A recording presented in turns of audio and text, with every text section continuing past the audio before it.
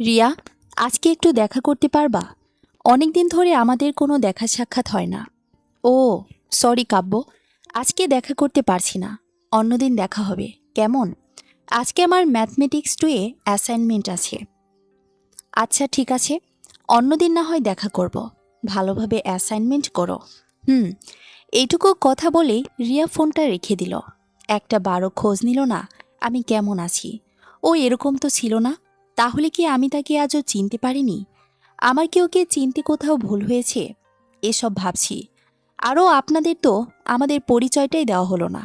আমি কাব্য আহমেদ নীল। বাবা মায়ের আদরে তিন মাত্র সন্তান, মানে তৃতীয় সন্তান। অনার্স শেষ বর্ষের ছাত্র আমি। আর এতক্ষণ যার কথা বলছিলাম সে হচ্ছে রিয়া, রাহিয়া চৌধুরী রিয়া। বাড়ি চট্টগ্রাম, আমার আম্মুর বান্ধবীর মেয়ে। সেই সূত্রে ওর সাথে আমার পরিচয়। পরিচয় থেকে ভালো লাগা, এবং ভালো লাগা থেকে ভালোবাসা। ওর সাথে আমার রিলেশনশিপটা এসএসসির পর থেকেই। কিন্তু বর্তমানে রিয়া আর অতীতের রিয়ার সাথে আমি আর মিল খুঁজে পাই না। রিয়া আগে আমার অনেক কেয়ার নিত, আর অভিমানটাও আহ্লাদে সুরে ভাঙাতো। কিন্তু এখন সে অনেক ব্যস্ত, হয়তো তার লেখাপড়া নিয়ে, তাই হয়তো সময় দিতে পারছি না। যাই হোক, ওর ভালোটা আমিও চাই, তাই সব কিছু মেনে নেই। কিন্তু আমার ছোট ছোট আবদারগুলো কি পূরণ করতে পারে না? খুব বেশি কিছু তো চাইনি, শুধু আমাকে একটু সময় দিবে। তাও ওর এইটুকু সময় হয়ে ওঠে না। তারপরও আমি রিয়াকে অনেক বেশি ভালোবাসি। মাগরিবের আজানের সুর ভেসে আসলো পাশের মসজিদ থেকে। গানটা বন্ধ করে উঠে আস্তে আস্তে বাসার উদ্দেশ্যে হাঁটতে লাগলাম। আর আনমনে ভাবতে লাগলাম ফেলে আসা দিনগুলো। এসব ভাবতে ভাবতে বাসায় চলে এলাম। এসে ফ্রেশ হয়ে ল্যাপটপ নিয়ে বসলাম। একটা 3D ডিজাইন করতে হবে। আম্মু এসে চা দিয়ে গেল। চা খাচ্ছিলাম, হঠাৎ ফোন আসলো একটা নাম্বার থেকে, যার কোড সংখ্যা 9। আমি পিক আপ করতেই বলল, hello, are you Kavya Ahmed? Yes, I am Kavya Ahmed. Good.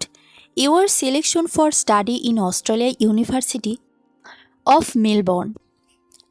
ভালো, আপনি অস্ট্রেলিয়ায় পড়াশোনার জন্য নির্বাচিত হয়েছেন, মেলবোর্ন বিশ্ববিদ্যালয়ে। Really? I am very excited. Thanks for your good news. সত্যি, আমি অনেক আনন্দিত। আপনার সুসংবাদটা দেওয়ার জন্য ধন্যবাদ। Okay, good bye. Okay, thanks. আমি খবরটা শুনে খুশিতে আম্মুকে জড়িয়ে ধরলাম আর বললাম, আম্মু, আমি অস্ট্রেলিয়াতে পড়ার চান্স পেয়েছি। আর আমার কথা শুনে আম্মু সাথে সাথেই খুশিতে কেঁদে ফেলল। তারপর খুশিতে আমার কপালে একটা চুমু দিয়ে চলে গেল বাবাকে খুশির খবরটা জানাতে। আম্মুরা হয়তো এমনই হয়, সন্তানের আনন্দের সংবাদ শুনেই যেমন কাঁদে, তেমনি দুঃখের সংবাদ শুনেও কাঁদে। গুড নিউজটা শুনে আব্বুও কেঁদে দিলেন। অজান্তে আমার চোখ থেকে দুফোঁটা জল নিচে গড়িয়ে পড়ল। আমি এবার বেসিনে গিয়ে চোখে পানির ঝাপটা দিয়ে আসলাম, আর ল্যাপটপটা বন্ধ করে ভাবলাম, রিয়াকে তো গুড নিউজটা জানানো দরকার। আর এমন সময় এসে আম্মু ডিনারের জন্য ডাকলেন, তাই ভাবলাম খাওয়া দাওয়া শেষে জানাবো।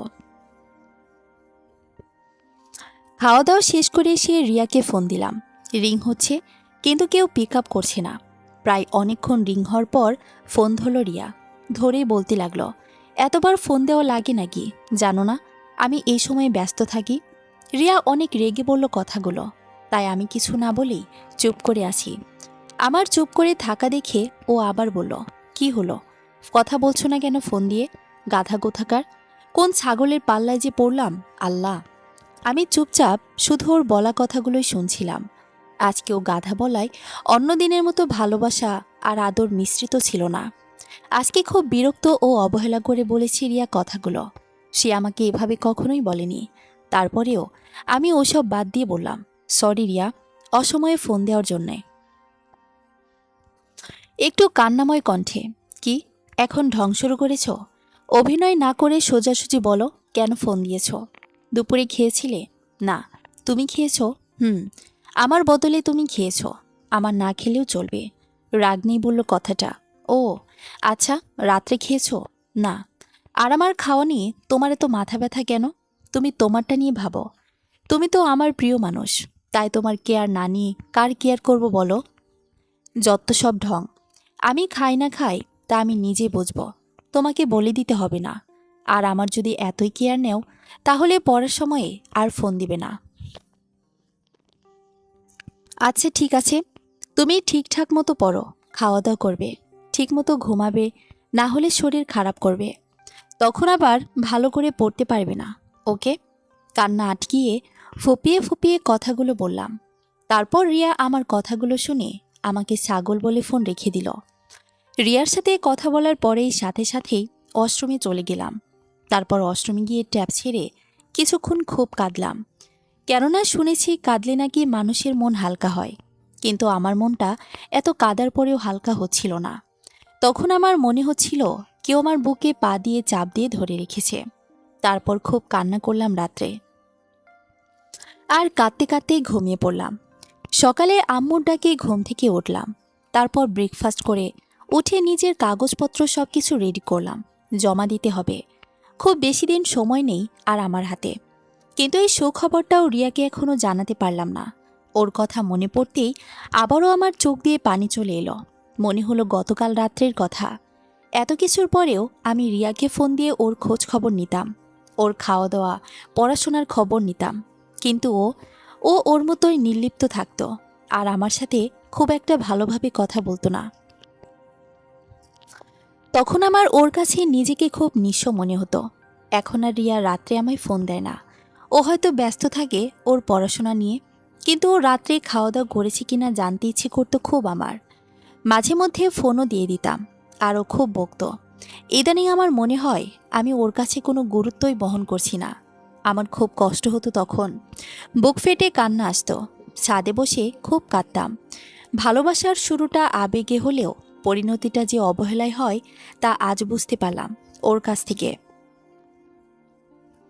ছাদে বসে আমি অনেক জোরে জোরেই কান্না করলাম, আর ওপরওয়ালাকে বলতে লাগলাম যে, হে আল্লাহ, কি অপরাধ ছিল আমার, যার জন্য আমাকে তুমি এমন করে কষ্ট দিচ্ছ?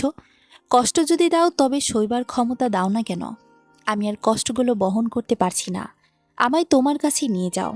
আমার এই কান্নার শব্দগুলো অনেক দূরে মিলিয়ে যাচ্ছে, কিন্তু কেউ জানে না এই কান্নার কারণটা কি।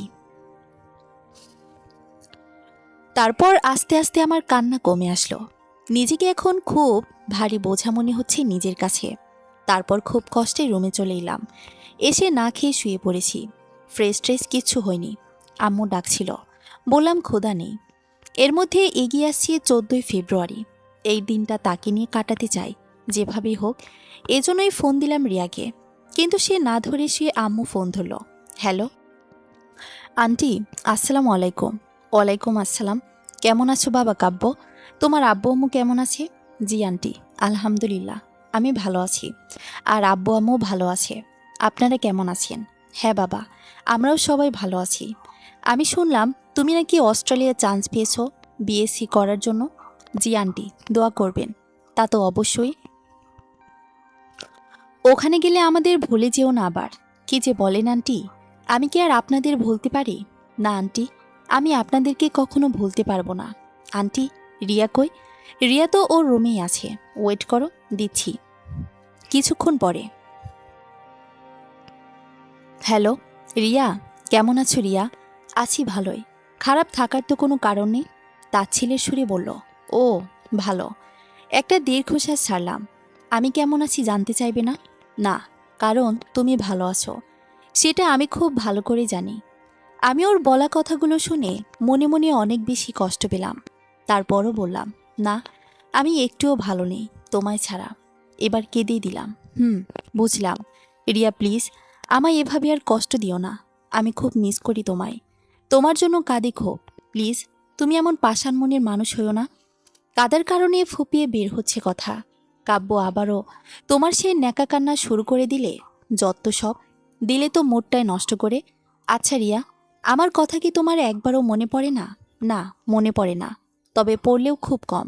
আচ্ছা, তুমি তো এমন ছিলে না, কত ভালোবাসতে আমায়, কেয়ার করতে। তবে আজ এমন হলে কেন?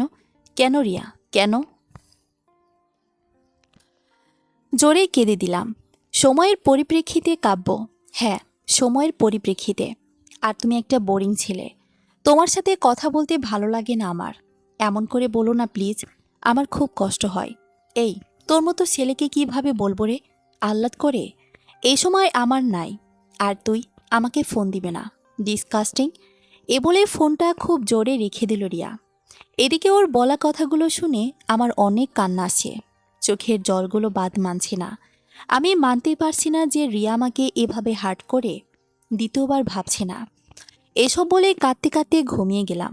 সকালে উঠে ব্রাশ করতে করতে আয়নায় দেখছি নিজেকে নিজেকে নিজেই চিনতে পারছি না। সব কিছু থেকেও যেন প্রাণ হারিয়ে গেছে, কোনো চঞ্চলতা নেই, সব কিছু প্রাণহীন লাগে, খাবারটাও স্বাদহীন। আর এমনিতেও মন ভালো থাকলে সব কিছুই ভালো থাকে। এভাবে আরও কিছুদিন অতিবাহিত হয়ে গেল। এই কয়েকদিনে আম্মু আমার অবস্থাটা বুঝতে পেরেছে। এটা নিয়ে রিয়ার আম্মুর সাথে মনে হয় কথা বলেছি আম্মু, আর এটা আমি আজ সকালে ব্রেকফাস্ট টেবিলে কথা বলার সময় বুঝতে পারলাম। তারপর রিয়ার আম্মু হয়তো রিয়াকে বুঝিয়েছে, তাই আজকে রিয়া ফোন দিল বিকেলে আমাকে। আর আমি তো ওর ফোন পেয়ে খুশিতে আত্মহারা। হ্যালো রিয়া। হ্যালো কাব্য, কোথায় তুমি? আমার তো খুশিতে কথাই বের হচ্ছে না, কারণ রিয়া নিজে থেকে ফোন দিয়ে কথা বলছে আমার সাথে। আমি বাসায়। কেমন আছো তুমি? এই তো ভালো। আজকে সন্ধ্যায় দেখা করবে? আচ্ছা, ঠিক আছে। আমি ওর সাথে কথা বলতে পেরে খুশি মনে ওয়াশরুমে ঢুকে সেভ করে নিজেকে ফ্রেশ হয়ে নিলাম। তারপর রেডি হলাম আস্তে আস্তে। বিকেলবেলা আমি ওর জন্যে বসে আছি। অনেকক্ষণ ওয়েট করার পর রিয়া আসলো। এসে বসলো মুখোমুখি চেয়ারে। তারপর সে ওর হ্যান্ডব্যাগ থেকে টিস্যু বের করে মুখটা মুছল।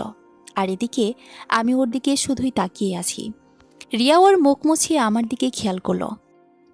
এত সময় ধরে যে তার সামনে একটা ছেলে বসে আছে হয়তো তার মনেই হচ্ছে না। তাই আমি বললাম, কেমন আছো রিয়া? ভালোই। কি বলবে?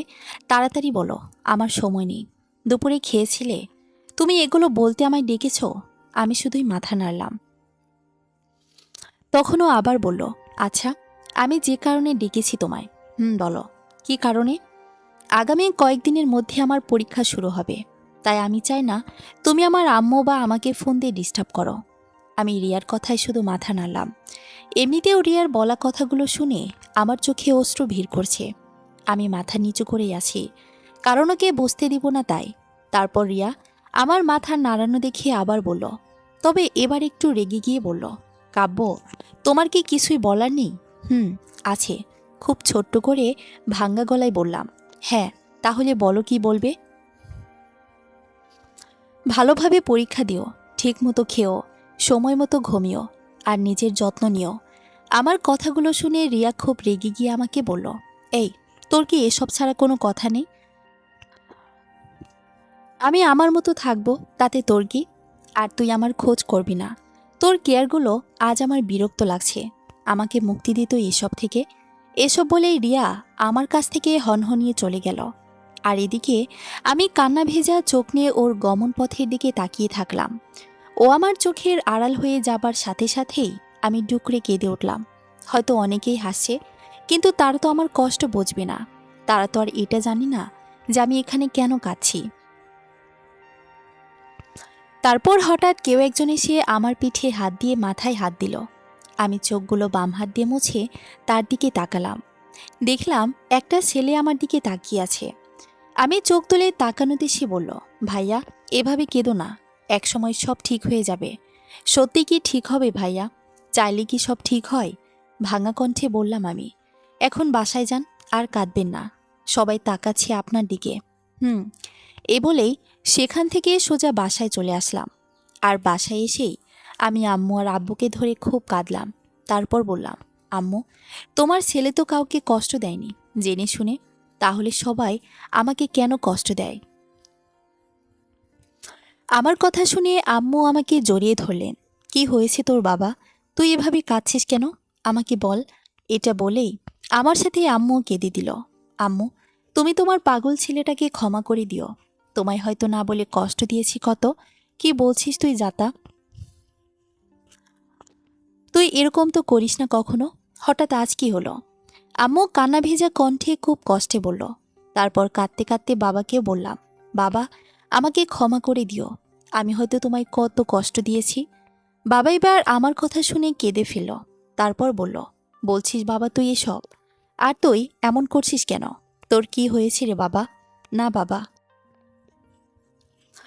আমি জানি যে আমি তোমাকে আর মাকে খুব জ্বালাই, আর তোমরা আমার দেয়া কষ্টগুলো মুখ বুজে সহ্য করো, তাই তোমরা আমাকে ক্ষমা করে দিও প্লিজ।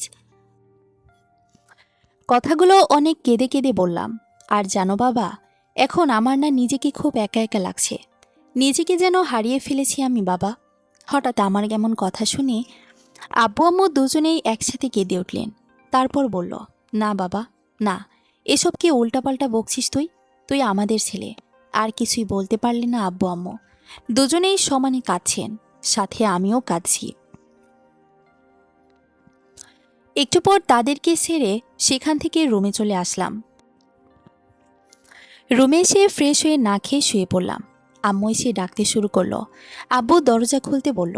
আমি দরজা খুলে দেখি আব্বু ভাতের প্লেট হাতে নিয়ে দাঁড়িয়ে আছে। রুমে ঢুকে বেডে বসলো। আমাকে তার পাশে বসিয়ে নিজ হাতে খাইয়ে দিল আব্বু। আম্মু পানির গ্লাস নিয়ে আব্বুর পাশে দাঁড়িয়ে আছে। হয়তো চলে যাব বলেই আম্মুর আর আব্বুর একটু কষ্ট হচ্ছে, কেননা তারা আমাকে ছাড়া কিছুই বোঝেন না। তারা দুজনে আমাকে নিজের থেকেও বেশি ভালোবাসেন। এদিকে এর মধ্যে আমার অস্ট্রেলিয়া যাওয়ার সময় চলে এসেছে। সামনের সপ্তাহে চলে যাব। নিজেকে একটু গোছাতে ব্যস্ত ছিলাম, তাই আমার আর রিয়ার খোঁজ নেওয়া হয়নি। তবে ওর অনেকগুলো পরীক্ষায় শেষ হয়েছে, তবে পরীক্ষাগুলো কেন জানি ভালো হয়নি। তাই চলে যাওয়ার আগে যদি একটু দেখা করা যেত, কিন্তু ওর পরীক্ষা, তাই ওকে ডিস্টার্ব করিনি। আর তাছাড়া ও তো আর আমার সাথে দেখা করতে না করেছিল, তাই আমিও ওর সাথে দেখা করিনি। এভাবে সময় চলার পথে আস্তে আস্তে আমার অস্ট্রেলিয়া চলে যাওয়ার দিন চলে এসেছে। নিজেকে খুব একা একা লাগছে। আম্মু আব্বু আর রিয়ার আব্বু আম্মু এসেছেন। আমার যাওয়ার সময় হয়ে এসেছে দেখে আমি আম্মুকে জড়িয়ে ধরে বললাম, আম্মু, আমার জন্য দোয়া করো, আমি যেন তোমাদের সবার ইচ্ছে পূরণ করতে পারি। এই বলেই কেঁদে দিলাম। আর এদিকে আম্মু আমাকে জড়িয়ে ধরে ঢুকরে কেঁদে উঠলেন। তারপর আমার বাবা আমাকে বললেন, বাবা, ঠিকমতো খাওয়া দাওয়া করিস, নিজের খেয়াল নিস। আব্বু।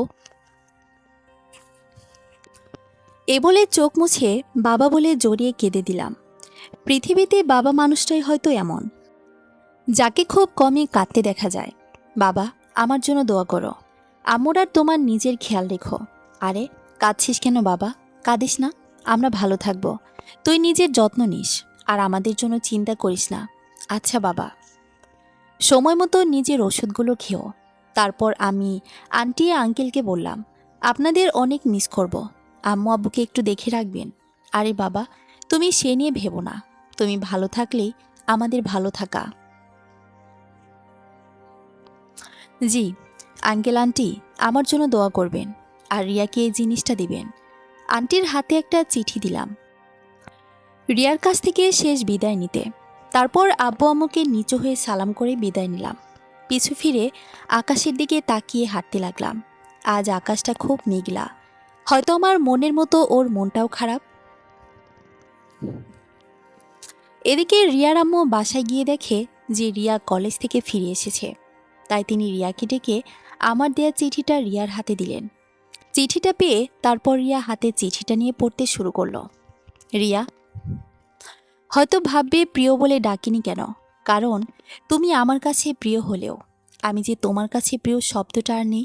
রিয়া, তুমি হয়তো ভালোই আছো আমায় ছাড়া, আর আমিও ভালো থাকবো যেমন তোমায় ছাড়া থাকার কথা। ও হ্যাঁ, তোমার জন্য আমার একটা খুশির সংবাদ আছে। খুশির সংবাদ এই যে আজ আমি তোমার থেকে অনেক দূরে চলে গেলাম, অনেক দূরে। তোমাকে আর ফোন দিয়ে ডিস্টার্ব করব না, তোমায় আমি আর জ্বালাবো না, তোমায় আর আমার মতো করে উপরে বিরক্ত হতে হবে না। হ্যাঁ, আগের মতো আর নিজের কেয়ার করবে কিনা জানি না, তবে খুব মিস করব তোমার বকাগুলো। কিন্তু চাইলে তো আর শুনতে পারবো না, কেননা আজকে আমি চলে যাচ্ছি তোমার থেকে অনেক দূরে। তুমি তোমার নিজের মতো করে কাউকে খুঁজে নিও, যে তোমার মনের মতো হবে। আমি হয়তো ভুল ছিলাম আর খুব বাজে ছিলাম, কিন্তু আমার ভালোবাসাটা সত্যি ছিল, যা তুমি দেখোনি। আমি তোমাকে হয়তো নিজের করে পাইনি, তবে তোমার স্মৃতিগুলো আমার নিজের, যা দিয়া আমি আমার সারাটা জীবন কাটিয়ে দেব। আর কোনোদিন আমার এই বিরক্তকর কণ্ঠটা শুনতে পাবে না তুমি। দোয়া করি তুমি যেন আমার চাইতে ভালো কাউকে পাও, যে তোমাকে খুব ভালোবাসবে তোমার মতো করে। আমার ভালোবাসাটা না হয় না পাওয়াই থাক, তাতে দুঃখ নেই, কিন্তু তোমার কষ্টে যে আমার বুক ফেটে যাবে, আমার দেওয়া কষ্টগুলোকে জীবনের খারাপ মুহূর্ত মনে করে ভুলে যেও। আমি দূর থেকেই তোমাকে ভালোবাসবো। তুমি নিজেকে সুখী করো। আর কিছু বললাম না, কেননা তুমি আবার আমার উপরে বিরক্ত হবে। তাই আর বিরক্ত করব না তোমায়। পারলে ক্ষমা করে দিও এই পাগলটাকে, যে তোমাকে তোমার মতো করে ভালোবাসতে পারিনি। ভালো থেকো, নতুন কাউকে নিয়ে সুখী থেকো। আর পারলে এই পাগলটাকে শেষবারের মতো ক্ষমা করে দিও। আমি হারিয়ে গেলাম আজ থেকে চিরতরে। ভালো থেকো তুমি, খুব ভালো থেকো আমার কাছ থেকে দূরে গিয়ে, কেননা আমি তো তোমায় ভালোবাসতে পারলাম না। যাক, সেসব কথা বাই। ইতি, পাগল এবং বিরক্তিকর মানুষটা। হয়তো তোমার, হয়তো বা না। এদিকে চিঠিটা পড়তে পড়তে রিয়ার দু চোখ হঠাৎ ঝাপসা হয়ে গেল। দুফোঁটা অশ্রু টুপ করে ঝরে পড়ল চিঠির ভাঁজে। খুব কান্না পাচ্ছে ওর। আজ খুব কাঁদবে সে, কারণ ওর তো খুশি হওয়ার কথা। কিন্তু একটা কিসের শূন্যতা অনুভব করছে হৃদয়ের গহীনে। ওর মনে হচ্ছে কি যেন একটা ওর কাছ থেকে চিরতরে হারিয়ে যাচ্ছে, যেটা সে আর কখনোই ফিরে পাবে না। এভাবেই কেটে যায় আমার 4টা বছর। আজ আমি আমার অস্ট্রেলিয়া থেকে স্টাডি শেষ করে দেশে ফিরলাম। দেশে এসেই আমার মনে পড়ে গেল সেই পুরনো কষ্টগুলো, মনে পড়ে গেল সেই সব কথা, যার কারণে আমি দেশ থেকে কাঁদতে কাঁদতে অস্ট্রেলিয়া চলে গিয়েছিলাম। আবারও আমার ওর কথাগুলো মনে পড়তেই শুরু করলো। মনে পড়তে লাগলো রিয়ার দেয়া সেই কষ্টগুলোর কথা। আমি যে রিয়াকে ছেড়ে অস্ট্রেলিয়ায় গিয়ে ওর কথা আমার আর মনে পড়েনি তা কিন্তু না। আমার ওর কথা সেখানে গিয়েও সারাক্ষণ মনে পড়ত। আর আমি ওর কথা ভেবে সারাক্ষণ সেখানে নীরবেই কাঁদতাম। তারপর আমি এসব কথা ভাবতে ভাবতে নিজের বাসায় চলে আসলাম। ও হ্যাঁ, আর একটা কথা, আমি যে দেশে আসব সে কথাটা কিন্তু বাসার কাউকে জানাইনি, কারণ সবাইকে সারপ্রাইজ দেব বলে। তারপর বাসায় এসে আমি আগে দরজার কলিং বেলটা চাপলাম। আর বেলটা চাপার কিছুক্ষণ পরেই আম্মু এসে দরজাটা খুললেন।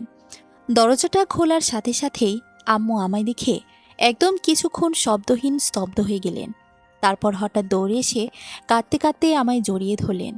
আমার আম্মুর কান্না দেখে আমিও সাথে সাথেই কাঁদতে লাগলাম।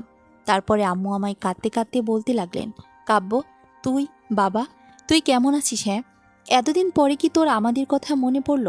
বল। জানিস, আমি আর তোর আব্বু প্রতিটা দিন তোর আশায় এই দরজার পথ চেয়ে বসে থাকি, শুধুমাত্র তোর আশায়। শুধুমাত্র এই ভেবে যে এই বুঝি তুই আজকে বাসায় আসবি। আর আসবি তো আসবি, আসার আগে আমাদের একটা ফোন করে আসবি না? তাহলে আমি ওর তোর আব্বু দুইজন মিলেই এয়ারপোর্টে তোকে আনতে যেতাম। এ বলেই আবারও আম্মু কাঁদতে শুরু করলেন। আরে আরে আম্মু, তোমাদের কথা সেখানে সারাক্ষণ মনে পড়ত। ইচ্ছে করতো সেখান থেকে ছুটে চলে আসি তোমার কাছে, কিন্তু আমি চাইলে তো আর তোমাদের কাছে ছুটে আসতে পারবো না। আচ্ছা, তুমি কেমন আছো আম্মু? আর আব্বু কেমন আছে? আমরা সবাই এতদিন তোকে ছেড়ে ভালো ছিলাম না, কিন্তু এখন সবাই ভালো থাকবো, কেননা তুই এসে গেছিস না। তাহলে আর কি, আমরা সবাই খারাপ থাকতে পারি? তুই তো আমাদের সবার ভালো থাকার ওষুধ বাবা।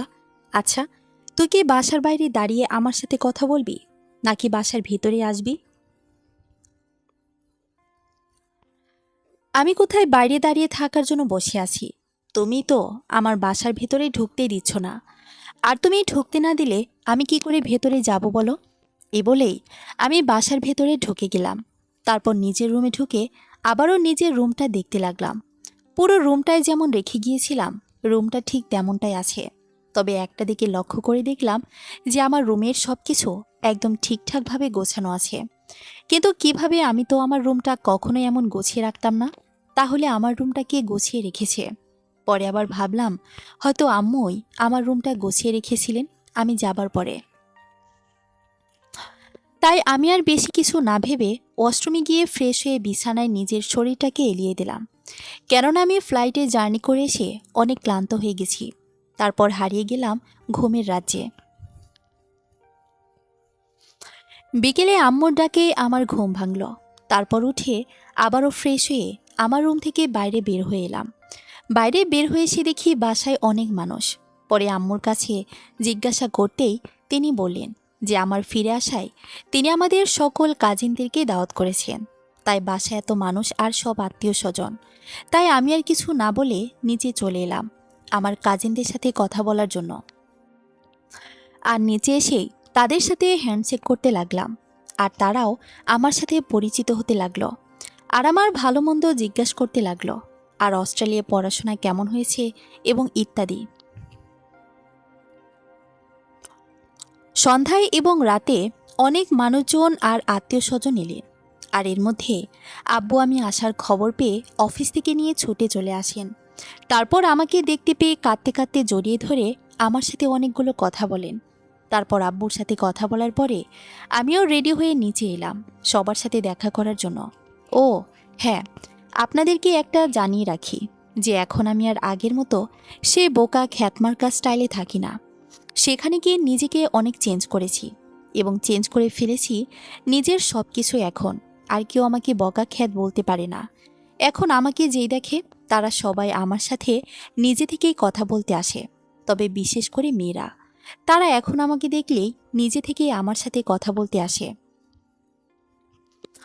তো আমি নিচে এসে দেখি যে আমার সব কাজিনরা সবাই চলে এসেছে, আর তাদের মাঝে হঠাৎ দেখলাম আম্মুর বান্ধবী মানে রিয়ার আম্মু, আঙ্কেল, আন্টিরাও চলে এসেছেন, আর তাদের সাথে রিয়াও আছে। তবে ওকে দেখে মনে হচ্ছিল ওর মনটা অনেক খুশি। যাক, আমার এত কিছু ভেবে এত কাজ নেই, তাই আমি এত কিছু না ভেবে তাদের সাথে দেখা করতে চলে গেলাম। আমি সোজা তাদের সামনে গিয়ে বললাম, আঙ্কেল আন্টি, আসসালামু আলাইকুম ও রহমতুল্লাহি ওবারাকাতুহ। কেমন আছেন আপনারা? আমাকে তো ভুলেই গেলেন। আসার পর একটি বারও আমার সাথে দেখা করলেন না। ওয়ালাইকুম আসসালাম ও রহমতুল্লাহি ওবারাকাতুহু। বাবা, আমরা সবাই ভালো আছি। আর আমরা তোমায় ভুলে গেছি নাকি তুমি আমাদের? সবাইকে ভুলে গেছো? হ্যাঁ, সে যে 4 বছর আগে গেলে, আর আমাদের তো তেমন ফোনই করতে না। আমাদের কথা এত তাড়াতাড়ি করে ভুলে গেলে। আর সেখানে গিয়ে তো দেখছি মাশাল্লাহ অনেক সুন্দর হয়েছ। আন্টি, আপনাদের সবার কথায় আমার সেখানে সারাক্ষণ মনে পড়ত, কিন্তু আমি চাইলেও যে আর তখন আপনাদের সবার কাছে ছুটে আসতে পারতাম না। আর হ্যাঁ, কতদিন আর খ্যাতমার্কা হয়ে থাকবো বলুন? তাই সেখানে গিয়ে সময়ের সাথে সাথে নিজেকেও একটু বদলে ফেলেছি আর কি। এই বলেই আমি এবার রিয়ার দিকে তাকিয়ে দেখলাম। আমি ওর দিকে তাকিয়ে দেখি সে এক নজরে আমার দিকে চেয়ে আছে। হয়তোবা সে আমাকে এভাবে এরকমভাবে আশা করেনি। আমিও এমন চেয়ে থাকা দেখে ওকে আর কিছু না বলে সেখান থেকে সরে এলাম। সেখান থেকে সরে আসার কিছুক্ষণের মধ্যেই দেখলাম যে রিয়া আমার দিকে আমার সাথে কথা বলার জন্য আমার কাছে মাথা নিচু করে আসে। তাই আমিও সেখানেই ওর জন্য দাঁড়িয়ে রইলাম, ওর সাথে কথা বলার জন্য। রিয়া আমার কাছে আসতেই আমি, হ্যালো মিস রিয়া চৌধুরী, আপনি ভালো আছেন তো? রিয়া আমার মুখে আপনি কথাটা শুনে আমার দিকে কিছুক্ষণ করুণ দৃষ্টিতে তাকালো। তারপর বলল, হুম, ভালোই আছি। তুমি কেমন আছো? তারপর আমি শুরু করে ওকে কিছু বলতে যাব। ঠিক তখনই আমার কিছু মেয়ে কাজিনরা আমার সাথে কথা বলতে চলে আসে সেখানে। আর আমি তখন রিয়ার দিকে চেয়ে দেখি সে অনেক রাগী লোক নিয়ে তাদের দিকে তাকাচ্ছে আর রাগে ফুঁসছে। তাই আমি ওকে আরও বেশি করে রাগানোর জন্য তাদের সাথে আরও বেশি করে হেসে হেসে কথা বলে ওদের সাথে ওদের মোবাইলে সেলফি তুলতে লাগলাম আর কথা বলতে লাগলাম। এবং একসময় রিয়াকে আরও রাগানোর জন্য তাদের সাথে রিয়াকে আসছি বলে তাদের সাথে সেখান থেকে চলে এলাম। আর হঠাৎ আমার এমন ব্যবহারে রিয়ার কেমন লেগেছে তা জানার জন্য পেছনে তাকাতে দেখি রিয়ার 2 চক্ষু দিয়ে তখন নীরবে পানি ঝরছে। সে সেখানে আমার এমন ব্যবহারে মনে কষ্ট পেয়ে দাঁড়িয়ে দাঁড়িয়ে নীরবে কাছে। হয়তোবা আমার কাছে সে এরকম কিছু আশা করেনি। ধুর, আমি এত কিছু না ভেবে আবারও তাদের সাথে মিশতে শুরু করলাম। কেননা এখন আর আমার রিয়ার চোখের পানির জন্য তেমন মনের মাঝে খুব বেশি একটা কষ্ট হয় না। এভাবে কিছুক্ষণ চলার পর রিয়া সেখান থেকে কাঁদতে কাঁদতে দৌড়ে ভেতরে চলে গেল। আর আমিও তখন তাদের সেখান থেকে এটা ওটা বাহানা দিয়ে সেখান থেকে চলে এলাম। তারপর রাতে অনুষ্ঠান শেষ হলে সবাই এক এক করে বাসায় চলে যেতে থাকে। আর এদিকে আমি আমার রুমে একা একা বসে আছি। আর একটু পরেই খেয়াল করলাম কে যেন আমার রুমের দরজার সামনে এসে দাঁড়িয়ে রইল। আমি তার ছায়াটা রুমের ভেতর থেকেই দেখতে পেলাম। তাই আমি সাথে সাথে বললাম, কে ওখানে? আমার কথাটা বলার কিছুক্ষণের মধ্যেই সেখান থেকে রিয়া বেরিয়ে এলো আমার সামনে। আমি ওকে দেখে কিছুটা অবাক হয়ে যায়। তারপর, আরে রিয়া ম্যাম, আপনি? তাও আবার আমার রুমে? আপনার এখনও বাসায় যাননি? না, আসলে আম্মু আব্বু ওরা সবাই নিচেই আছে আমার জন্য। তা আমি নিচে গেলেই ওরা আমাকে নিয়ে বাসায় চলে যাবে। কিন্তু আসলে আমি তোমাদের এখানে আসলাম তোমার সাথে কিছু কথা বলার জন্য। তোমার কি এখন আমার কথাগুলো শোনার একটু সময় হবে কাব্য? না, আসলে আমার একটু হালকা কাজ আছে, তাই আমার হাতে তেমন বেশি সময়ও নেই। আচ্ছা ঠিক আছে, আপনার আমায় কি বলার আছে বলেন, কিন্তু একটু তাড়াতাড়ি করে বলবেন প্লিজ। আমার কথায় রিয়া আমার দিকে কেমন যেন একটা করুণ দৃষ্টিতে কিছুক্ষণ তাকিয়ে রইল। হয়তো মনে হয় আমার কাছে সে এমন কিছু একটা আশা করেনি। তারপর আমি লক্ষ্য করলাম যে ওর চোখের কোণ দিয়ে নীরবে পানি ঝরছে। তারপর হঠাৎ কাঁদতে কাঁদতে দৌড়ে এসে আমায় জড়িয়ে ধরে। তারপর কাঁদতে কাঁদতে আমায় জড়িয়ে ধরে থাকা অবস্থায় বলতে থাকে, I am sorry Kavya, I am so sorry. Please আমাকে তুমি ক্ষমা করে দাও প্লিজ। তুমি বিশ্বাস করো, তুমি চলে যাওয়ার পর থেকেই আমি আর একটুও ভালো নেই। কেননা তুমি যখন আমার কাছে ছিলে, আর যখন সারাক্ষণ ধরে আমার কেয়ার করতে, সারাক্ষণ যখন আমায় ফোন করে আমার ভালো মন্দ আর খাওয়া না খাওয়ার কথা জিজ্ঞাসা করতে, তখন না আমার তোমার প্রতি এত কেয়ারটাকে অনেক বিরক্তিকর লাগতো। তখন আমার নিজেকে তোমার মতো এত কেয়ার করার মধ্যে কেমন যেন নিজেকে বন্দি বন্দি লাগতো। আমার তখন নিজের মনে হতেও যে হয়তো তুমি আমাকে শাসনে আবদ্ধ করতে চাচ্ছ। তাই আমার তখন তোমার দেখানো এত ভালোবাসা দেখে অনেক রাগ হতো। তখন আমার মনে হতো যে তুমি আমার প্রতি হয়তো একটু বেশি জোর খাটাতে চাচ্ছ। তাই আমি নিজে থেকেই আর তেমন তোমার সাথে তখন খুব বেশি একটা কথা বলতাম না। আর তুমি আমায় ফোন দিলেই আমি তখন ইচ্ছে করেই তোমার ফোন তুলতাম না। আর যখন তুমি আমার ফোনের পর ফোন দিয়ে যেতে, তখন অনেকটা তোমার প্রতি বিরক্ত হয়ে ফোন ধরে তোমার সাথে অনেক বাজে ব্যবহার করতাম। তখন আমি তোমার আমার প্রতি এই ভালোবাসাটা বুঝতে পারিনি। কিন্তু বিশ্বাস করো কাব্য, যখন তুমি আমায় ছেড়ে অস্ট্রেলিয়াতে স্টাডি করার জন্য সেখানে চলে যাও, আর তারপর থেকেই আমি তোমাকে অনেক মিস করতে শুরু করি তোমার আমার প্রতি এত কেয়ার। তোমার ফোনে আমার খাওয়া না খাওয়ার, আমার ভালো মন্দগুলোকে জিজ্ঞাসা করার। আর জানো কাব্য, আমি না তুমি চলে যাওয়ার পরে বুঝেছিলাম যে তোমাকে আমার এই জীবনে কতখানি দরকার। তুমি চলে যাওয়ার পরেই বুঝেছিলাম তোমার আমার প্রতি সেই সীমাহীন ভালোবাসাটা। কিন্তু আমার বুঝতে তখন একটু বেশি দেরি হয়ে গিয়েছিল। হয়তো তুমি জানো, তুমি চলে যাওয়ার পর আমি সারাক্ষণ হাতে ফোন নিয়ে বসে থাকতাম, শুধুমাত্র এই আশায় যে এই বুঝি তুমি আমায় ফোন করবে, আর ফোন দিয়ে আমায় জিজ্ঞাসা করবে যে আমি রাতে খেয়েছি কিনা।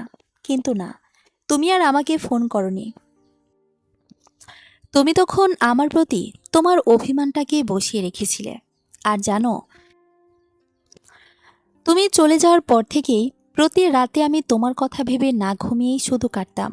তুমি আমার কাছ থেকে চলে যাওয়ার পর থেকেই আর আমার রাতে ঘুম হয় না, শুধু তোমার কথা ভেবে। প্লিজ কাব্য, প্লিজ আমাকে তুমি শেষবারের মতো ক্ষমা করে দাও। আমি কথা দিচ্ছি, আমি আর কখনোই তোমায় আমার প্রতি একটি অভিযোগও তুলতে দেব না। কিন্তু প্লিজ আমাকে শেষবারের মতো করে ক্ষমা করে দাও প্লিজ, প্লিজ কাব্য, প্লিজ। এ বলে রিয়া আমাকে আরও শক্ত করে জড়িয়ে ধরে কাঁদতে লাগলো। এদিকে রিয়ার বলা কথাগুলো শুনতে শুনতে কখন যে আমার চোখে পানি চলে এসেছে তা আমি নিজেই বুঝতে পারিনি। তাই তাড়াতাড়ি করে রিয়া দেখার আগেই হাত দিয়ে নিজের চোখের পানিগুলো মুছে ফেলাম। পরে নিজেকে অনেক শক্ত করে রিয়াকে আমার বুক থেকে ছাড়ালাম। তারপর ওকে আমি বললাম, আরে আপনি কিসের কথা বলছেন, আর কিসের জন্য আমার কাছে ক্ষমা চাচ্ছেন বলেন তো? আমি তো কিছুই বুঝতে পারছি না। আর তাছাড়া আপনি আমার কাছে যে সব কিছুর জন্য ক্ষমা চাচ্ছেন, তার সবই আমি অনেক আগেই কবে ভুলে গেছি। আমার আর ওসবের কিছুই মনে নেই। আর আপনি তো আমায় সেদিন খারাপ কিছু বলেননি। আপনি সেদিন ঠিকই বলেছিলেন। আপনি সেদিন আমাকে আমার স্থানটাও দেখিয়ে দিয়েছিলেন, আর আমাকে বুঝিয়ে দিয়েছিলেন যে আমার মতো ছেলেরা কখনোই প্রেম করতে পারে না, আমাদের মতো আনস্মার্ট ছেলেরা কখনোই কারো বয়ফ্রেন্ড হতে পারে না। আর আপনি সেদিন আমার সাথে তাই ঠিক সেই কাজটাই করেছেন। তাই তো আমি আজকে নিজেকে এত দূরে নিয়ে আসতে পেরেছি। তাই তো সেদিনের পর থেকেই নিজের মন থেকে ভালোবাসা নামের বস্তুটাকেই মন থেকে বের করে দিয়েছি। আর জানেন, এখন না আমার আর কারোর জন্য মন আর কাঁদে না। তবে হ্যাঁ, একসময় এই আমার পাগল মনটায় কারোর জন্য অনেক কাঁদত। কিন্তু এখন আমি আমার মনটাকে কাঁদতে কাঁদতে এত বুঝিয়েছি যে সেও আমার কথা মতো আর কারোর জন্য কান্না করা বন্ধ করে দিয়েছে। এখন আর আমার বুকের ভেতর কারোর জন্য কোনো অনুভূতি সৃষ্টি হয় না। তাই আমি আর আপনাকে আমার পাষাণ মনের কাছে ফিরিয়ে নিতে পারবো না। I am so sorry. আমাকে ক্ষমা করবেন। আমি আর আপনাকে আমার জীবনের সাথে জড়াতে পারবো না। আর তাছাড়া আমি এমনিতেও আপনার সাথে যাই না। তার চেয়ে বরং আপনি না হয় আপনার মতো কাউকে খুঁজে নিন যে আপনার সাথে মানাবে। কিন্তু আমি আর পারবো না। আমাকে ক্ষমা করবেন। এ বলেই আমি আমার রুম থেকে বাইরে বের হয়ে ছাদে চলে এলাম। কেননা আর কিছুক্ষণ যদি আমি ওর সামনে দাঁড়িয়ে থাকতাম, তাহলে আমি আর নিজেকে ওর সামনে ধরে রাখতে পারতাম না। তবে আসার সময় রিয়ার দিকে হালকা লক্ষ্য করে দেখেছিলাম যে ওর মাথা নিচু করে নীরবে চোখের পানি ঝরাচ্ছে। ছাদে সেই কিছুক্ষণ পর নিচে তাকিয়ে দেখলাম যে রিয়া ও আঙ্কেল আন্টি তারা সবাই বাসায় চলে যাচ্ছে। তাই আমি আর তাদের দিকে না তাকিয়ে আবারও আমার রুমে চলে এলাম আর এসেই ঘুমিয়ে পড়লাম। সকালে আম্মু এসে আমায় ডাক দিয়ে আমার ঘুম ভাঙিয়ে যান। তাই আমিও উঠে আগে ফ্রেশ হয়ে নিচে চলে এলাম সকালে নাস্তা করার জন্য। নিচে এসে দেখি আব্বু আম্মু ওরা সবাই আমার জন্য নাস্তার টেবিলে বসে আছে। তাই তাড়াতাড়ি করে নিচে এসে আগে নাস্তার টেবিলে বসে পড়লাম। আমি নাস্তা করতে করতে হঠাৎ আম্মু বলে ওঠেন, বাবা কাব্য, তুই আজ একটু নাস্তা করার পর এখন স্টেশনে যাস তো। আব্বু আমার, কেননা তোর বড় খালার মেয়ে নীলা আজকে আমাদের বাসায় আছে। তাই তুই একটু বাসায় একা একা বসে না থেকে ওকে স্টেশন থেকে নিয়ে আসিস বাবা। ঠিক আছে। হুম, আচ্ছা ঠিক আছে। আমি গিয়ে নীলাকে স্টেশন থেকে বাসায় নিয়ে আসব। ঠিক আছে বাবা।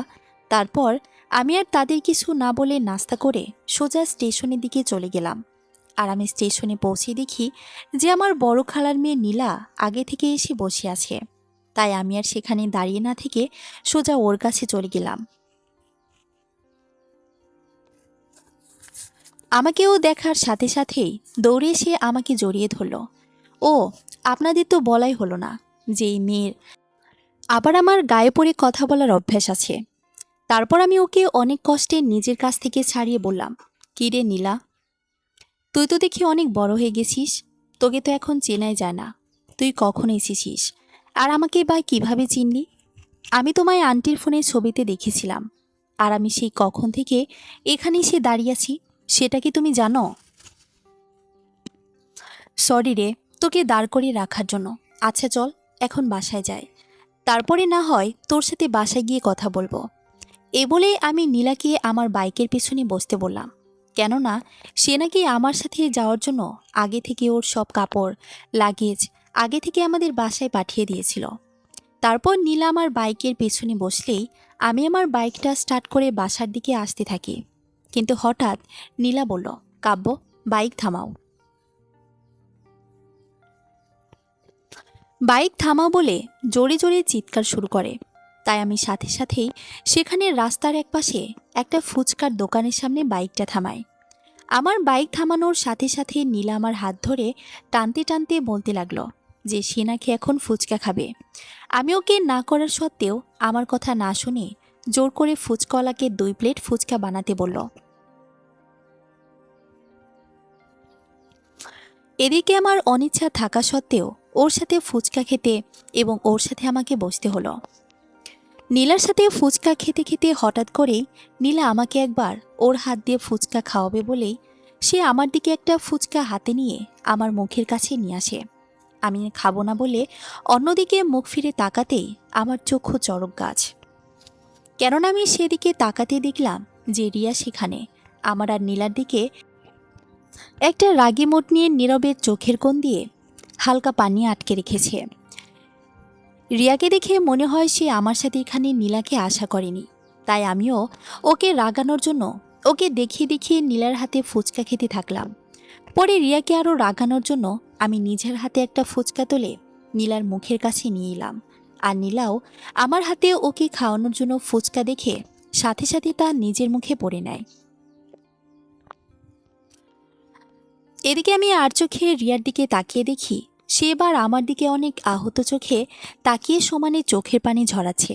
তাই আমি তখন ওকে বলি, আরে রিয়া, আপনি এখানে ফুচকা খেতে এসেছেন নাকি? তা আপনি একা কেন? আপনার সাথে কেউ নেই? আসুন আসুন, আমাদের সাথে বসে একসাথে ফুচকা খাবেন। আরে তুমি রিয়া আপু না? হ্যাঁ হ্যাঁ, তুমি তো রিয়াই আপু। আরে আপু, কেমন আছেন আপনি? আর একা এখানে দাঁড়িয়ে আছেন কেন? আসুন আসুন, আমাদের সাথে বসে একসাথে ফুচকা খাই। আসুন প্লিজ। ধন্যবাদ তোমাদের, কিন্তু আমার না এখন একটু জরুরি কাজ বাকি আছে, তাই আজ আর তোমার সাথে বসে ফুচকা খেতে পারলাম না। তবে হ্যাঁ, অন্য আরেকদিন তোমার সাথে বসে ফুচকা খাবো, তোমাকে কথা দিলাম। আচ্ছা, তার আগে তুমি আমায় এটা বলো যে তুমি কাব্যের কে হও? তোমাকে তো আমি এর আগে ওর সাথে কখনো দেখিনি। রিয়া বলল নীলাকে। আরে আপু, আপনি আমায় চিনবেন না, আমি হলাম। নীলাকে ওর কথা শেষ করার আগেই ওর মুখে একটা ফুচকা ঢুকিয়ে দিলাম। তারপর আমি রিয়াকে বললাম, আরে আপনি ওকে চিনবেন না, আমি আপনাকে সেদিন একজনের কথা বলেছিলাম না, এই হলো সে, যার কথা আমি গতকালকে আপনাকে বলেছিলাম। এর মানে কি কাব্য? আমি তোমার কথায় কিছুই বুঝলাম না। এই মেয়েটা তোমার কে হয়? ভালো করে বলো আমায়। কথাটা একটু রেগিয়ে বলল রিয়া। আর রিয়ার এমন রাগে মুড দেখে আমি আর সেখানে না থেকে সাথে সাথে বলে উঠলাম, আচ্ছা আমরা এখন উঠি, আমাদের আবার বাসায় যেতে হবে। আপনার সাথে না হয় অন্য কোনো দিন কথা হবে, আসি কেমন? এই নীলা, চলো আমরা বাসায় যাই। এই বলে আমি তখন নীলার হাত ধরে রিয়ার সামনে ওকে নিয়ে গিয়ে আমার বাইকে উঠতে বললাম। আর নীলাও সাথে সাথে আমার বাইকে উঠে পড়ল। নীলা আমার বাইকে ওঠার পর আমি এবার ওকে আমাকে শক্ত করে জড়িয়ে ধরতে বললাম, কেননা আমি তখন আর চোখে রিয়ার দিকে তাকিয়ে দেখি সে আমাদের দিকে অনেক রাগী লোক নিয়ে তাকিয়ে আছে। তারপর নীলা আমাকে শক্ত করে জড়িয়ে ধরার পর আমি বাইক স্টার্ট করে রিয়ার সামনে দিয়ে চলে আসলাম। আর আসার সময় বাইকের লুকিং গ্লাসে তাকিয়ে দেখলাম যে রিয়া তখনও এক নজরে আমাদের চলে যাওয়ার দিকে তাকিয়ে নীরবে চোখের পানি ঝরাচ্ছে। আমার তখন ওর চোখের পানি দেখে হঠাৎ করে বুকের বাঁ পাশটায় কেন জানি ব্যথা অনুভব করতে শুরু করলো। ওর কান্না দেখে কেন জানি আমারও চোখের কোণে পানি চলে এসেছিল, কিন্তু সেটা রিয়াকে বুঝতে দেয়নি। এরপর বাসায় চলে আসলাম। বাসায় এসে নীলাকে নামতে বললাম। তারপর ওকে জিজ্ঞাসা করলাম যে সে রিয়াকে কিভাবে চিনল। আর সে আমার প্রশ্নের জবাবে বলল, সে নাকি রিয়ার ছবি একবার আমার রুমে একটা ডায়েরির ভেতরে দেখেছিল। আর সেও বলল যে সে নাকি আমার আর রিয়ার সম্পর্কের কথাটাও জানে। তাই আমি আর বেশি কিছু জিজ্ঞাসা না করে ওকে বাসার ভেতরে যেতে বললাম। আর আমি বলার সাথে সাথেই নীলা বাসার ভেতরে ঢুকে গেল। আর ভেতরে ঢুকেই আগে আম্মুকে খালাম্মু বলে জড়িয়ে ধরল। তারপর বলল, খালাম্মু কেমন আছো তুমি? ছোট আম্মু কেমন আছে? আর তুমি তো আমাকে ভুলেই গেলে, একটি বারো আমায় ফোন দিয়ে আমার খবরও নিলে না তুমি। আলহামদুলিল্লাহ, আমরা সবাই ভালো আছি। আর তুই কি জানি বলেছিলি? নীলার কান ধরে, আমরা তোকে ভুলে গেছি তাই না? আমরা ভুলে গেছি নাকি তুই আমাদের সবাইকে ভুলে গেছিস? একটিবার তুই তো আমাকে ফোন দিয়ে আমার খবরও নিলি না, আর এখন এসে উল্টো আমাকে দোষারোপ করছিস তাই না? আও আও খালাম্মু, কান ছাড়ো প্লিজ, আমার প্লিজ। আচ্ছা, আমি মানছি আমারই দোষ, আমি তোমাদের খবর নিনি, প্লিজ এখন তো আমার কান ছাড়ো প্লিজ। আম্মু তখন নীলার কান ছেড়ে দেয়। তারপর তারা আরও কিছুক্ষণ কথা বলে নীলা ফ্রেশ হতে ওয়াশরুমে চলে গেলে আমি আম্মুর সাথে অল্প কিছু কথা বলে আমার রুমে চলে গেলাম। তারপর রিয়ার কথাগুলো ভাবতে লাগলাম। সে আজ হয়তো নীলাকে আমার সাথে দেখে অনেক কষ্ট পেয়েছে, আর তখন আমার এমন ব্যবহারেও হয়তো কষ্ট পেয়েছে মনে। কিন্তু এতে আমার আর কিছু করার নেই। একসময় আমিও ওর জন্য অনেক কেঁদেছিলাম, কিন্তু সে তো আমার কষ্টটাকে বোঝেনি তখন। তাহলে আমি কেন এখন এত তাড়াতাড়ি ওকে ক্ষমা করে দেব? আমি ওকে বোঝাবো, কারো ভালোবাসা নিয়ে অবহেলা করলে তখন কেমন কষ্ট লাগে, ঠিক যেমন এখন সে আমার অবহেলায় কষ্ট পাচ্ছে। তবে ওকে এমন কষ্ট পেতে দেখে আমিও যে ঠিক থাকতে পারছি না, আর আমারও যে খারাপ লাগছে না তা কিন্তু না। ওকে এমন কষ্ট পেতে দেখে আমিও মনে মনে অনেক কষ্ট পাচ্ছি। কিন্তু এমনভাবেই কেটে যায় কিছুদিন। তো একদিন আমি আমার রুমে বসে কি যেন একটা কাজ করছিলাম, আর তখনই হঠাৎ টেবিলে রাখা আমার ফোনটা বেজে উঠল। তাই আমি কাজ বাদ দিয়ে আগে ফোনটা ধরতে গেলাম, আর ফোনটা হাতে নিয়ে দেখি রিয়ার আম্মু আমায় ফোন করেছেন। তাই তাড়াতাড়ি করে ফোনটা ধরে আগে তাকে সালাম দিলাম। তারপর, আসসালামু আলাইকুম আন্টি। ওয়ালাইকুম আসসালাম বাবা। বাবা কাব্য, তুমি কোথায় আছো এখন? কথাগুলো অনেকটা কান্নার সুরে বললেন আন্টি। আন্টি, আমি এখন বাসায় আছি। কিন্তু কেন, কি হয়েছে? আর আপনার কণ্ঠস্বর এমন শোনাচ্ছে কেন? কাব্য বাবা, এত কথা বলার সময় নাই। তুমি কি এখন একটু হাসপাতালে আসতে পারবে? হাসপাতাল? হঠাৎ হাসপাতালে কেন যেতে বলছেন আন্টি? সব কিছু ঠিক আছে তো? আর আপনার গলাটা এমন কেন, কাদার মতো কেন মনে হচ্ছে? সব কিছু ঠিক আছে তো? প্লিজ আন্টি, আমাকে সব কিছু খুলে বলুন। না বাবা কাব্য, কিছুই ঠিক নেই। আমি এই জন্য হাসপাতালে আসতে বলেছি। রিয়াকে আজকে আমরা হাসপাতালে ভর্তি করালাম। কি বলছেন আন্টি আপনি? হঠাৎ করে রিয়াকে কেন হাসপাতালে ভর্তি করালেন? আর রিয়ার কি হয়েছে? ও ঠিক আছে তো?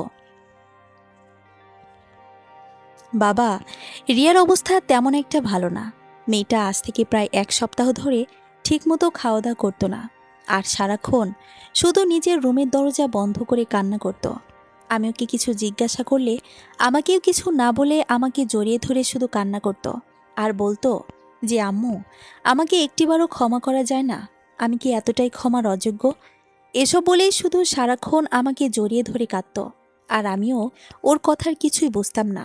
কিন্তু আজ হঠাৎ করে সকাল থেকে রিয়া ওর রুমের দরজা খুলছিল না। আমি ওকে অনেকবার ডেকে আসি, কিন্তু ভেতর থেকে ওর কোনো আওয়াজই পাওয়া যাচ্ছিল না। তাই আমি পরে তাড়াতাড়ি করে তোমার আঙ্কেলকে নিয়ে ওর রুমের দরজা ভেঙে ভেতরে ঢুকে দেখি রিয়া বিছানায় পড়ে আছে। কিন্তু আমি পরক্ষণে আবার আরেকটু ভালো করে লক্ষ্য করে দেখি যে ওর হাত দিয়ে তখন রক্ত গড়িয়ে পড়ছিল। তাই সাথে সাথে ওর হাতটা ঘুরিয়ে দেখি যে ওর হাতের অনেকখানি কাটা। তখন আমি আর তোমার আঙ্কেল সাথে সাথেই রিয়াকে নিয়ে হাসপাতালে চলে আসি। আর হাসপাতালে নিয়ে এলে ডাক্তার আমাদের বলে রিয়ার শরীরের অবস্থা খুব একটা ভালো নয়। ওর শরীর দিয়ে নাকি অনেক রক্ত বেরিয়ে গেছে। তাই এখন নাকি ওরা শিওরভাবে আমাদের কিছু বলতে পারবেন না 6 ঘন্টা না যাওয়ার আগে। আর জানো বাবা, মেয়েটাকে এখানে আনার পর সে শুধু তোমার নাম নিয়ে মাঝে মাঝে চিৎকার করে জ্ঞান হারিয়ে ফেলছিল। তাই আমি এখন সেই কারণেই তোমাকে ফোন দিলাম। আচ্ছা বাবা, তুমি কি একটিবার হাসপাতালে আমার মেয়েটাকে বাঁচানোর জন্য হলেও আসবে বাবা, প্লিজ? কেননা আমার মনে হয় তুমি যদি এখন ওর পাশে না থাকো তাহলে হয়তো আমার মেয়েটা আর বাঁচবে না বাবা। এ বলে আন্টি আবারও ফোনে কাঁদতে শুরু করলেন। এদিকে আন্টির কথা শুনে আমার তখন মনে হচ্ছিল যে কেউ যেন আমার বুকে ছুরি চালিয়ে দিয়েছে। আমার যেন তখন আর মুখ দিয়ে কথা বের হচ্ছিল না। আর আমি নিজেকে কোনো রকমে শান্ত রেখে আন্টিকে বললাম আমি আসি, আর এটা বলেই ফোন রেখে দিলাম। ফোনটা কাটার পরে আমার চলার শক্তিটা মনে হচ্ছিল আমার আর নেই। আমি বাসায় কাউকে কিছু না বলেই আগে সোজা হাসপাতালের দিকে ছুটলাম। আর আমার হাসপাতালে পৌঁছাতে 15 মিনিটের মতো সময় লাগলো। তবে তখন আমার কাছে এই 15 মিনিট প্রায় 15 দিনের মতো মনে হচ্ছিল। বারে বারে শুধু রিয়ার কথা মনে হচ্ছিল। ওর এমন অবস্থার জন্য হয়তো আমি নিজেই দায়ী। ওর কিছু হয়ে গেলে হয়তো আমি আর নিজেকে কখনোই ক্ষমা করতে পারবো না। আমিও নিজেকে শেষ করে দেব, এইসব কথা ভাবতে ভাবতে আমি হাসপাতালে চলে আসলাম। সেখানে গিয়ে আগে রিয়াকে কোন ওয়ার্ডে ভর্তি করানো হয়েছে সেটা জেনে নিলাম। তারপর রিয়া যেখানে আছে সেখানে আগেই ছুটতে লাগলাম। সেখানে গিয়ে দেখলাম যে আন্টি বাইরে ডাক্তারের সাথে কি যেন কথা বলছে। আর আমাকে দেখার সাথে সাথেই আন্টি আমাকে জড়িয়ে ধরে বাচ্চাদের মতো কান্না করতে করতে বললেন যে বাবা, কাব্য তুমি এসেছো। বাবা মার মেয়েটার অবস্থা বেশি ভালো না। আচ্ছা বাবা, আমার মেয়েটা বাঁচবে তো? সে ছাড়া এই দুনিয়ায় আমাদের আগলে ধরে বেঁচে থাকার কেউ নেই বাবা। আমার মেয়েটা আবার বাঁচবে তো বাবা? বলো না বাবা কাব্য, আমার মেয়েটা আবার বাঁচবে তো? আন্টির কথাগুলো শুনে আমি আর নিজেকে ধরে রাখতে পারলাম না।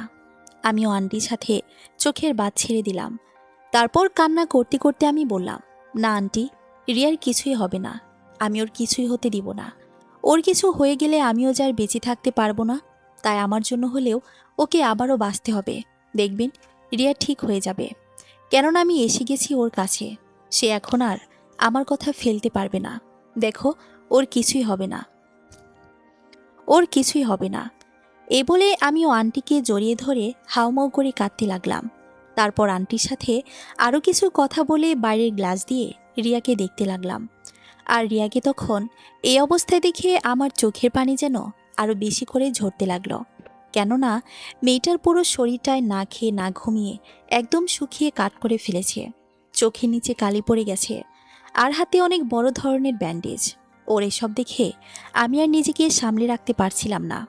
বারবার শুধু আমার এটাই মনে হচ্ছিল যে ওর এমন অবস্থার জন্য আমি নিজেই দায়ী। আমি এসব কথাই ভাবছিলাম আর কাঁদছিলাম। আর ঠিক তখনই একজন ডাক্তার এসে বলতে লাগলো, শুনুন, আপনাদের আর চিন্তা করতে হবে না। আল্লাহ রহমতে এবারের মতো আপনাদের মেয়ে বেঁচে গেছে। ওর আর কিছুক্ষণের মধ্যে জ্ঞান ফিরবে। আপনারা চাইলে তখন গিয়ে ওর সাথে দেখা করতে পারেন। তবে একটা ব্যাপার মনে রাখবেন, এমন কিছু আবার হলে নেক্সট টাইম আমরা আর হয়তো কিছুই করতে পারবো না। তাই বি কেয়ারফুল। এই বলেই ডাক্তার সাহেব চলে গেলেন। এদিকে ডাক্তারের কথা শুনে খুশিতে আমি আঙ্কেল আন্টিকে আবারও জড়িয়ে ধরে কান্না শুরু করে দিয়েছি। আর হ্যাঁ, সেটা এখন সুখের কান্না। কিছুক্ষণ আগে রিয়ার জ্ঞান ফিরেছে, তাই আঙ্কেল আন্টি আগে গেলেন তাদের মেয়ের সাথে দেখা করতে। এদিকে আমিও বাসায় ফোন করে রিয়ার কথা বলে দিয়েছি। আর কিছুক্ষণের পরেই আম্মু আর নীলা হাসপাতালে চলে আসে। তাই আমি এর ভেতরে না গিয়ে বাইরে তাদের সাথে দাঁড়িয়ে রইলাম। আঙ্কেল আন্টি রিয়ার সাথে দেখা করার পর আমাকে ভেতরে যেতে বললেন, কেননা রিয়া নাকি আমায় ডাকছে। তাই আমি আর এক মুহূর্ত বাইরে দাঁড়িয়ে না থেকে সোজা ওর কাছে চলে গেলাম। ওর কাছে গিয়ে ওর মাথার কাছে দাঁড়িয়ে রইলাম। আর সে আমাকে আসতে দেখে আমার প্রতি অভিমান করে অন্যদিকে মুখ ঘুরিয়ে রাখল। তাই আমি আগে ওর কাছে বসে আমার দিকে মুখ করে তাকাতে বললাম, তুমি এখানে কেন এসেছো? আমি বেঁচে আছি নাকি মারা গেছি তা দেখতে?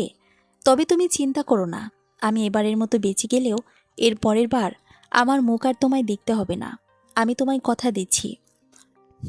ওর কথা শেষ করার আগেই রিয়া আবারও মরার কথা শুনে নিজের রাগটাকে আর সামলে রাখতে পারলাম না।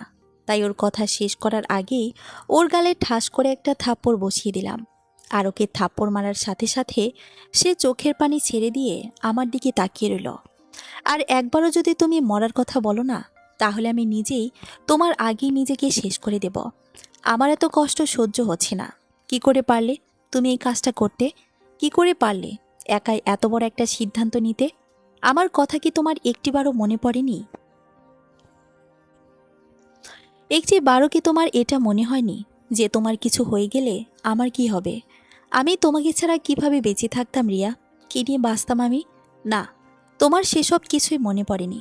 আর তোমার মনে পড়বে কেন? আসলে তুমি তো আমায় কখনোই ভালোই বাসোনি। আমার যদি তুমি সত্যি ভালোবাসতে, তাহলে তুমি কখনোই এই কাজটা করতে পারতে না। এ বলেই আমি ওর হাতটা ধরে কাঁদতে শুরু করলাম। এদিকে আমার কথা শুনে রিয়া আরও কান্না শুরু করে দিল। তারপর বলল, তো এমন করব না তো কি করব? তুমি তো নাকি আমাকে আর ভালোই বাসতে পারবে না। আমাকে নাকি আর একটিবারও ক্ষমা করতেও পারবে না। তার উপর তুমি আবার আমার সামনে অন্য একটা মেয়েকে নিয়ে ঘুরে বেড়াবে। তা দেখিও আমি কেন আর এমন কাজ করব না? আর তুমি এখানে কেন এসেছো? যাও, তোমার সেই নতুন প্রেমিকার কাছে যাও। আমার কাছে কেন এসেছো? যাও, তোমার সেই প্রেমিকার কাছে যাও, যাকে আদর করে নিজের হাতে ফুচকা খাইয়ে দিয়ে বাইকে করে ঘুরে বেড়াচ্ছিলে। যাও, তার কাছেই যাও। আমার কাছে কেন এসেছো তুমি? এখন যাও ওর কাছে, যাও। এ বলে রিয়া আবারও কাঁদতে কাঁদতে আমার উপরে অভিমান করে অন্যদিকে নিজের মুখ ঘুরিয়ে রাখলো। আরে দেখো, আমি তোমার সাথে যা করেছি একদম ঠিক করেছি। তুমি কি আমায় সেদিন কম কষ্ট দিয়েছিলে? তোমার ব্যবহারে আমার সেদিন খারাপ লাগেনি? আর জানো, তুমি তোমার বলা সেদিনকার কথাগুলোতে আমায় কতখানি কষ্ট দিয়েছিল? না, তুমি সেদিন আমার কষ্টটাকে বোঝোনি। তাই আমিও তোমার উপরে অভিমান করে তোমার সাথে একদিন খারাপ ব্যবহার করেছি। আর থাকলো নীলার কথা। তুমি জানো নীলা আমার কে হয়? আরে, নীলা আমার বড় খালার মেয়ে। তুমি যে সেদিন আমাকে আর নীলাকে একসাথে দেখেছিলে, সেদিন আমি নীলাকে স্টেশন থেকে আমাদের বাসায় আনতে গিয়েছিলাম।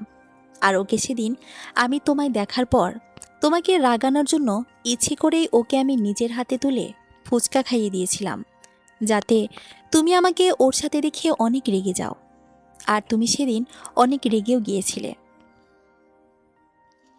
কিন্তু এখন সত্যিটা বলার পরেও যদি তুমি আমার সাথে অভিমান করে কথা না বলো, তাহলে আমার আর কিছু করার নাই। আমি না হয় এখন নীলার কাছে ফিরে যাই।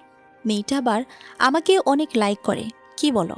আচ্ছা, তুমি থাকো তোমার অভিমান নিয়ে। আমি এখন নীলার কাছে গেলাম। এই বলেই আমি শুধু রিয়ার কাছ থেকে উঠতে যাব। ঠিক তখনই সে ঝড়ের গতিতে আমার দিকে ফিরে আমার শার্টের কলারটা চেপে ধরে। তারপর বলে, কি বললি তুই? তোর সাহস আগের চেয়ে অনেক বেড়ে গেছে, তাই না? তোর সাহস থাকলে এখান থেকে এক পা সামনে বাড়িয়ে দেখা দেখি, তখন দেখবি তোর আমি কি অবস্থা করি। আর তুই যদি এখান থেকে এক পা সামনে বাড়াস না, তাহলে তোকে এখান থেকে সোজা হাসপাতালের ছাদে নিয়ে যাব। তারপর সেখান থেকে সোজা নিচে ফেলে দিব বলে দিলাম। এতদিন তুই আমায় অনেক কষ্ট দিয়েছিস, এবার আর তোকে ছাড়ব না। মগের মূল্য পেয়েছিস তাই না? তোর দেওয়া কষ্ট সহ্য করব আমি? আর কোথাকার কোন নীলা না টিলা এসে তোকে আমার কাছ থেকে কেড়ে নেবে? বললেই হলো, তাই না? আর ওকে যদি তোর সাথে আর দেখি না, তাহলে দেখবি আমি ওর কি হাল করি।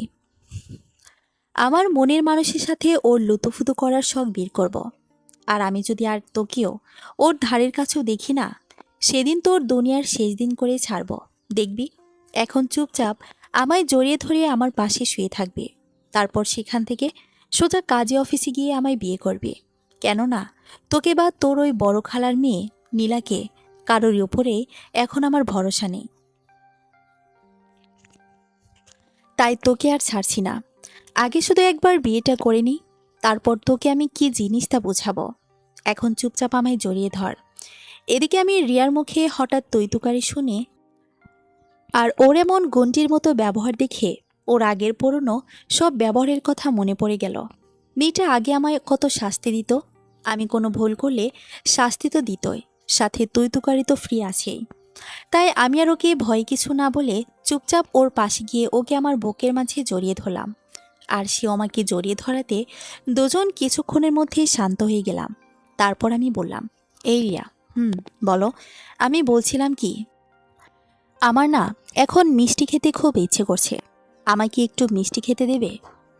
বুঝলাম। আচ্ছা ঠিক আছে, এখানে তো আর মিষ্টি নেই, তুমি বরং আব্বুকে ডাকো। আমি আব্বুকে বলে বাজার থেকে মিষ্টি কিনে নিয়ে আনছি। দাও, আব্বুকে ডাক দাও। আরে, এর মাঝে আবার আঙ্কেলকে ডাকার কি দরকার? তার শরীর এমনিতেই ভালো নেই, তাই তাকে অযথা এখানে মিষ্টি থাকা সত্ত্বেও কেন বাইরে বাজার মিষ্টি আনতে পাঠাবে বলো? তার চেয়ে বরং তুমি আমায় তোমার মিষ্টিগুলো খেতে দিলে ভালো হয় না? কিন্তু এখানে তো আমার কাছে সত্যি কোনো মিষ্টি নেই। তাহলে খাবে কি তুমি? কেন, আছে তো তোমার ওই মিষ্টি ঠোঁটের দুটো। এগুলো থাকতে আবার বাজারে মিষ্টি কিনতে যেতে হতো কেন? আমার এই কথাটা বলার সাথে সাথেই রিয়া আমার দিকে কেমন জানি একটা রাগী লোক দিল। তারপর আমাকে বলল, তোমার সাহস কম না? তুমি এখন এসবের কিছুই আমার কাছে বিয়ের আগে পাবে না। আগে আমাকে বিয়ে করো, তারপর না হয় ভেবে দেখা যাবে। কিন্তু তার আগে আমি একটিবারও যদি তুমি আমার কাছে আর উল্টাপাল্টা কিছু বলছো তো তোমার খবর আছে বলে দিলাম। ওকে? আমি আর তোমার কাছে কিছুই চাইবো না।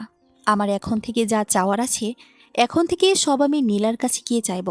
আর আমি জানি সে আমার চাওয়া কখনোই অপূর্ণ রাখবে না। আচ্ছা, তুমি এখানে শুয়ে থাকো, আমি না হয় একটু নীলার কাছ থেকে মিষ্টি খেয়ে আসি। তারপর আমি আর আমার কথাটা শেষ করতে পারলাম না, তার আগেই রিয়া ওর দুটো মিষ্টি ঠোঁট দিয়ে আমার মুখ বন্ধ করে দিয়েছে। এখন আমরা, আরে আরে প্রিয় পাঠক পাঠিকা, আপনারা এখন আপাতত চোখ বন্ধ করে চলে যান, আমরা একটু রোমাঞ্চ করি। আর হ্যাঁ, বিয়ের দাওয়াত রইল, সবাই আসবেন কিন্তু বিয়েতে। তবে হ্যাঁ, খালি হাতে না, হাতে একটু বাঁকা করেই আসবেন।